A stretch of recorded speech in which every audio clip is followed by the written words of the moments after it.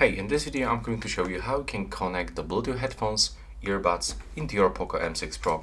So first of all, we'll have to open the Bluetooth settings. So you'll have to open this status bar with the quick settings and then click on this small icon to open Bluetooth. Now open the more settings. And now when you are here, just be sure that you turn on the Bluetooth. And now on your headphones, earbuds or earphones, you'll have to actually enter for the pairing mode. So in my case, it looks like this, that I have to power off my headphones and then click and hold the power button and just wait until my indicator starts blinking quickly. So it looks very similar to other headphones, that it will start blinking for the blue, for the red, or for example blue and the red.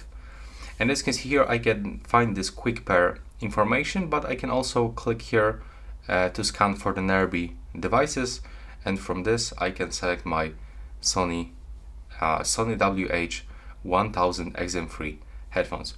If you have any issues, you can also turn off the Bluetooth and power on back, and now take a look if your headphones doesn't appear on the list. Now you will have to just click on them once, accept the pairing, and that's basically it. Right now, please subscribe to my channel and see you in the next one.